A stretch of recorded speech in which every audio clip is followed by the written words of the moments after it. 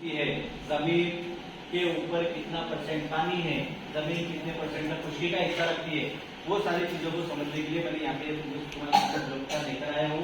कैसे जमीन घूमेगी, कैसे अपना मौसम कैसे चेंज होते हैं, ये सारी चीजों को हम लोग यहाँ पे देखेंगे। हमारा जो सबक है EVS 1 में जमीन की गर्दिश, मेन गर्दिश समझने के लिए मैंने इसको लेकर आया यहाँ पे।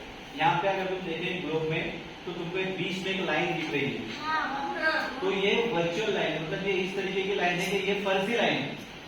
अब तुम देखेंगे जमीन कहीं पर नीचे होती है, कहीं पे पहाड़ होता है, कहीं पे पानी होती है ना, पानी होता है, कहीं पे कुछ ना कुछ अलग छोटी जमीन होती है। जमीन एक जैसे हमवार है क्या? नहीं है। लेकिन ये जो लाइन है इसमें दिख रही है तुमको, ग्लोब के अंदर जो लाइन दिख रही है वो लाइन जो है वो फर्जी लाइन है।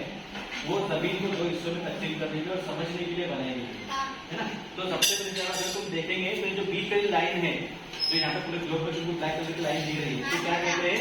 खते इस्तवा। क्या कहते हैं? खते इस्तवा।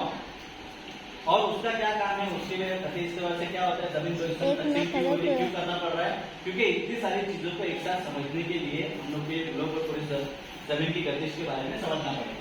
अब देखो इसके अंदर जो प्रैक्टिकल दिए हुए थे वहाँ पे तुम किताब में देखेंगे, एक उसमें घोड़े की शक्ल भी दी है ना। तो घोड़े से ये बताया गया कि घोड़ा बेटा आपकी नोक पे घूम रहा है ना, वो सेल घूम रहा है ना वहाँ पे, अपना उससे घूमना। तो उसी तरीके से जमीन का जो महवर है ये वाला, ये भी जमीन के अपने महवर पे घूमते रहती है।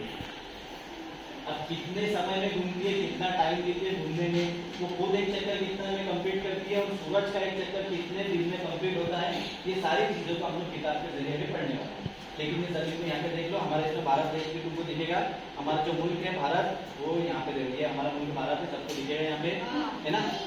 यहाँ पे हम लोग रहते हैं, ठीक है। इसके अलावा दुनिया में कितने सारे देश है, कौन सा देश कहाँ पे, कैसे मौसम वहाँ पे होते हैं, ये सारी चीजें हम लोग को ये पूरे जमीन की गर्दिश और जमीन के सब चैप्टर में हमको पढ़ने मिलेगा। समझ में आ रहा है सबके? सबको समझ में आ गया? तो इसके बारे में और पढ़ा रहा हूँ, जैसे लाइन टू लाइन पढ़ते रहूंगा, मैं तुमको यहाँ पे समझाते रहूंगा। सबको खते इस्तेवा दिख रहा है? यहाँ पे ब्लैक लाइन सबको दिख रही है, खते इस्तेवा। और इसके अलावा और भी कुछ लाइनें हैं जो तुमको मैं यहाँ पे करीब लाऊंगा और उसके बाद में दिखाऊंगा। वो लाइन को यहाँ पे दिया हुआ है, जुनूबी कुर्रे है ना, जुनूबी कुतुब, उसके बाद में ऊपर शुमाली कुतुब, जमीन का महवर, शुमाली की सूरा। देखो तुमने एक चीज गौर की होगी, जमीन एक तरफ से झुकी हुई, ऐसे सीधी भी तो रख सकते थे, इसको घूमे ऐसा थोड़ा क्रॉस क्यों रखा गया है? कौन बताएगा? एक्चुअल में जमीन हमारी थोड़ी सी क्रॉस है, गोला जो है हमारा ऐसा। उसका रीजन ये है कि जो चांद हमको दिखता है, कभी चांद हमको बारीक दिखता है और बारीक होते होते होते जब वो 15 दिन के बाद में अपने असल शक्ल में आ जाता है, गोल शक्ल में आ जाता है, तो वो कैसे होता है? जमीन के साथ में सूरज और चांद किस तरीके से गर्दिश करते हैं। देखो जमीन जो है सैयारा है ना, जमीन सैयारा है, उसका दिली सैयारा क्या है? दूर से बोलो क्या है?